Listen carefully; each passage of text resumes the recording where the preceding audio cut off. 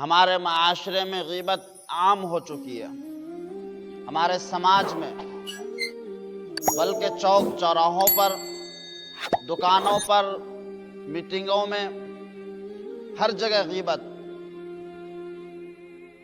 غیبت کو ہم غیبت سمجھتے ہی نہیں ہیں،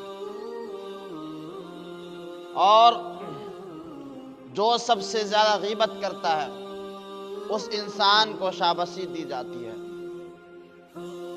اللہ رب العزت نے قرآن کریم میں ارشاد فرمایا وَلَا يَغْتَبْ بَعْضُكُمْ بَعْضًا، کہ تم ایک دوسرے کی غیبت نہ کرو۔ اور آگے یہ فرمایا أَيُحِبُّ أَحَدُكُمْ أَن يَأْكُلَ لَحْمَ أَخِيهِ مَيْتًا فَكَرِهْتُمُوهُ، کیا تم میں سے کوئی چاہے گا کہ اپنے مردار بھائی کا گوشت کھائے؟ فَكَرِهْتُمُوهُ، بس اس کو تم بالکل بھی پسند نہیں کرو گے۔ وَاتَّقُوا اللَّهَ، اور اللہ سے ڈرو، ان اللہ تواب الرحیم، بے شک اللہ تبارک و تعالی بہت بڑا مہربان توبہ قبول کرنے والے ہیں۔ آج ہم اور آپ اللہ سے ڈرتے ہی نہیں ہیں، اور ہمارے دل و دماغ میں یہ بات بیٹھی ہوئی ہے کہ قبر میں جو کچھ ہوگی وہ دیکھی جائے گی، آخرت میں جو کچھ ہوگا وہ دیکھا جائے گا۔ میرے محترم، کیا تم میں سے کوئی چاہے گا کہ اپنے مرے ہوئے بھائی کا گوشت کھانا پسند کر سکتا ہے کیا؟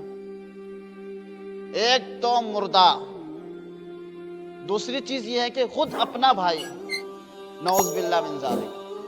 یا کسی کو کوئی پسند ہے کہ اپنے مرے ہوئے بھائی کا گوشت کھانا پسند کرتا ہو؟ پھر جب کسی کو یہ چیز پسند نہیں تو پھر آپ غیبت کیوں کرتے ہیں؟ ایک بزرگ کا واقعہ ہے کہ اس کے خادم نے کسی کو غیبت کرتے ہوئے سنا، اور بزرگ کو آ کے بتایا کہ حضرت جی آپ کی غیبت کر رہے ہیں فلاں شخص۔ تو حضرت جی نے دیکھا، پورے کمرے میں نظر دوڑایا ادھر ادھر، دیکھا ایک مٹھائی کا ڈبہ رکھا ہوا ہے، اس مٹھائی کو اس کے پاس بھیج دیا ہدیہ میں۔ تو خادم نے فرمایا حضرت جی آپ کی غیبت کری اس شخص نے، اور آپ اس کو کچھ کہنے کے بجائے آپ ان کو ہدیہ دے رہے ہیں۔ تو فرمایا بیٹا، ایک تو ہم نیکی کرتے نہیں ہیں، اور جب ہم نیکی کرتے ہیں تو ہم اس کو یوں ہی ضائع کر دیتے ہیں، غیبت کر کے، جھوٹ بول کے، دوسروں کا مال ناحق کھا کر، گالی گلوچ کر کر ہم اپنے نیکی کو ضائع کر دیتے ہیں۔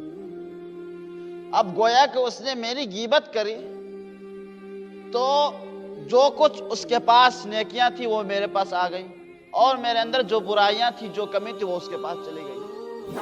تو بھلا بتائیے آپ اس میں مٹھائی نے بھیجو تو کیا بھیجو؟ رسول اللہ صلی اللہ علیہ وسلم کا فرمان ہے الغیبت اشد من الزنا، کہ غیبت زنا سے بھی زیادہ سخت ہے۔ اس لیے کہ حضرت ابو سعید اور حضرت جابر دونوں نے پوچھا رسول اللہ صلی اللہ علیہ وسلم سے کہ غیبت زنا سے زیادہ سخت کیسے ہوا؟ تو رسول اللہ صلی اللہ علیہ وسلم نے فرمایا زنا کا تعلق اللہ سے ہے، اس لیے کہ جب انسان زنا کرتا ہے اگر وہ سچے دل سے توبہ کر لے تو اللہ تبارک و تعالی توبہ قبول کر لیتے ہیں، دعا کو قبول کر لیتے ہیں۔ اور غیبت کا تعلق اللہ سے ہے، غیبت کا تعلق بندوں سے ہے، اس لیے کہ جب تک بندے سے معافی نہیں مانگے گا تو اس کی معافی تلافی نہیں ہوگی۔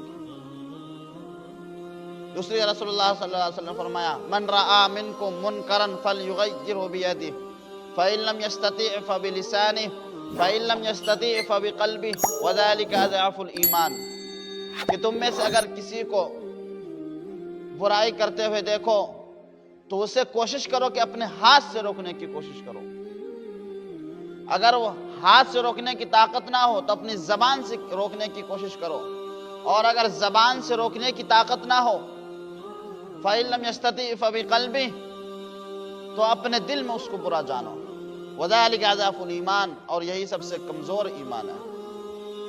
میرے محترم، اللہ تبارک و تعالی ہم سب کو غیبت سے بچائیں اور ہم سب کو ان سب باتوں پر عمل کرنے کی توفیق نصیب فرمائے۔ وآخر دعوانا ان الحمد للہ رب العالمین۔